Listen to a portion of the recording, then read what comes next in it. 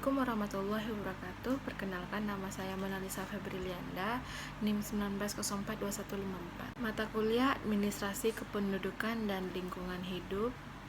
Pembahasannya ada kajian teori atau konsep, kedua ada jenis pendekatan penelitiannya, ketiga ada temuan dan pembahasan, keempat ada kesimpulan. Dengan dosen pengampu Bapak Adil Mubarak, SIP, MSI. Kajian teori atau konsep. Limbah padat. Buangan padat pabrik tahu berasal dari proses pencucian penyaringan berupa biji yang jelek, ceceran biji, dan batu kerikil yang terikut dalam biji.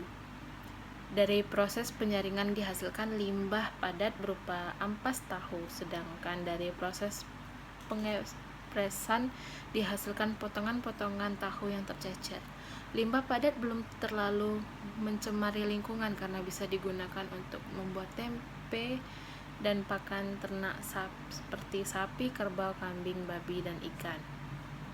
Limbah cair. Sedangkan sebagian besar buangan pabrik tahu adalah limbah cair yang mengandung sisa air dari susu tahu yang tidak tergumpal menjadi tahu, sehingga limbah cair pabrik tahu sering mengandung zat-zat organik seperti protein, karbohidrat, dan lemak. Selain zat terlarut, limbah cair juga mengandung padatan tersuspensi atau padatan terendapkan. Misalnya, potongan tahu yang kurang sempurna saat pemrosesan. Karakteristik limbah cair tahu antara lain menurut Nur Hasanah 1991. Temperatur limbah cair tahu biasanya tinggi, 60-80 derajat Celcius. Proses pembuatan tahu butuh suhu tinggi pada saat penggumpalan dan penyaringan. Warna air buangan transparan sampai kuning muda dan disertai adanya suspensi warna putih yang di mana zat terlarut dan suspensi mengalami penguraian hayati maupun kimia, sehingga sebuah warna. Proses ini menguraikan karena air buangan berubah menjadi warna hitam dan busuk yang memberi nilai estetika kurang baik. Bau pada air buangan industri tahu dikarenakan proses pencemaran protein oleh mikroba alam sehingga timbul bau busuk pada gas H2S. Kekurangan pada limbah disebabkan oleh adanya padatan tersuspensi pada terlarut dalam limbah cair pabrik tahu. pH rendah limbah cair tahu mengandung asam cuka sisa proses pengumpulan tahu, sehingga limbah cair tahu bersifat asam yang dimana pada kondisi asam ini terlepas zat-zat yang mudah menjadi gas. COD dan BOD tinggi. Pencemaran limbah cair organik pada saat perairan diukur dengan uji COD dan BOD. Angka COD biasanya lebih besar 2-3 kali angka BOD. Nilai COD menunjukkan banyaknya oksigen yang digunakan dalam proses oksidasi oleh zat-zat organik yang terkandung dalam limbah cair yang efek ekuivalen dengan nilai konsentrasi kalium dikromat. Jenis atau pendekatan penelitiannya. Pendekatan penelitian ada dua macam, yaitu pendekatan kuantitatif dan pendekatan kualitatif.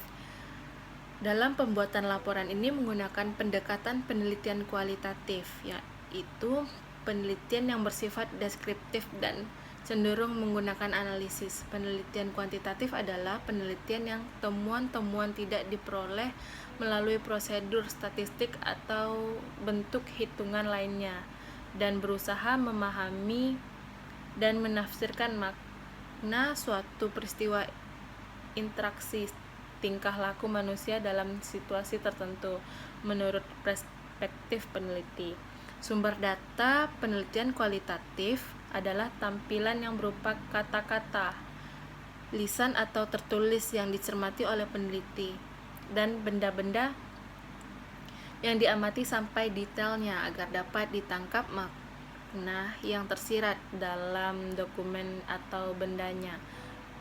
Sumber data tersebut harus asli, namun apabila yang asli susah didapat, maka fotokopi atau tiruan tidak terlalu jadi masalah selama dapat diperoleh bukti pengesahan yang kuat kedudukannya. Teknik pengumpulan data yang dipakai dalam pembuatan laporan ini yaitu menggunakan data primer yang pengumpulan datanya secara langsung dengan menggunakan teknik wawancara mendalami dan observasi non-perspektif serta didukung oleh beberapa literatur yang terkait dengan tema. Temuan dan pembahasan. Pengamatan di laporan sudah saya lakukan pada hari Minggu 24 Oktober 2021 di pabrik tahu Mutiara Mungka, Kecamatan Mungka Tengah, Payakumbuh, Sumatera Barat. Berikut ini hasil temuan dan pembahasannya. Pada tahap awal, bahan baku kedelai diambil dari tempat penyimpanan, kemudian dicuci bersih, lalu direndam dalam ember plastik selama beberapa jam sampai kira-kira kulit kedelai lunak dan mudah untuk terkelupas. Jadi kedelai yang digunakan adalah kedelai lokal karena kedelai lokal mempunyai kandungan air yang tinggi sehingga tahu yang dihasilkan menjadi lebih kenyal. Setelah kedelai direndam, kemudian digiling menggunakan mesin penggiling. Ini dikarenakan penggunaan mesin penggiling akan menghaluskan hasil gilingan kedelai yang dimana pada saat penggilingan ini diberi air mengalir agar hasil gilingan mudah untuk terdorong keluar hingga hasil penggilingan ini berupa bubur kedelai yang kemudian ditampung dalam ember plastik.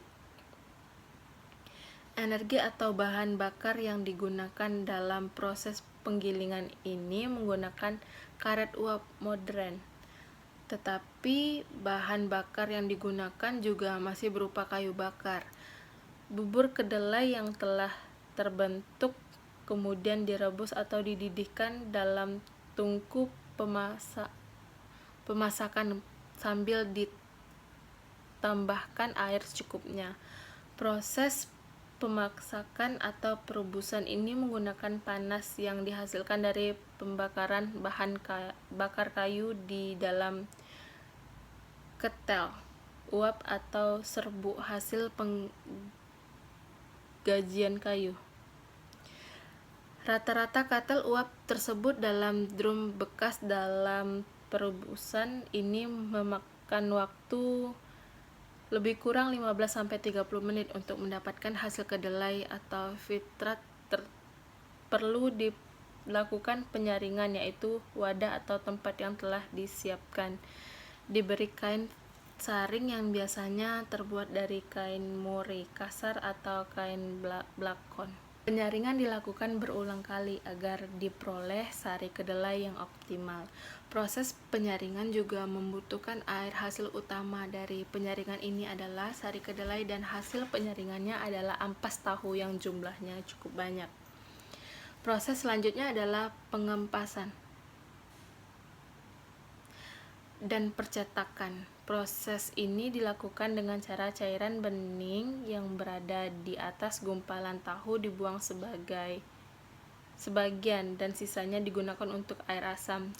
Cairan tahu kemudian diambil dan dituangkan ke dalam cetakan kayu berbentuk segi empat yang dialasi dengan kain dan sudah dilubangi kecil-kecil agar air dapat keluar. Cetakan kayu tersebut diisi sampai penuh. Selanjutnya kain ditutup ke seluruh gumpalan tahu, kemudian dipres dengan memberikan alat pemberat lebih kurang 3-5 kg dan dipres selama lebih kurang 1 menit sampai airnya keluar. Setelah dirasa cukup dan tahu sudah didingin, kemudian tahu dipotong-potong sesuai dengan pesanan konsumen di pasar, tapi juga ada sebagian yang digoreng lalu dijual ke berbagai warung seperti kedai-kedai yang membuka warung warkop. Kesimpulan dari hasil penelitian ini, maka dapat diambil kesimpulan sebagai berikut. 1. Pengelolaan limbah padat di pabrik tahu Mutiara Mungka Payakumbuh yaitu menjadikan limbah padat untuk pakan ternak.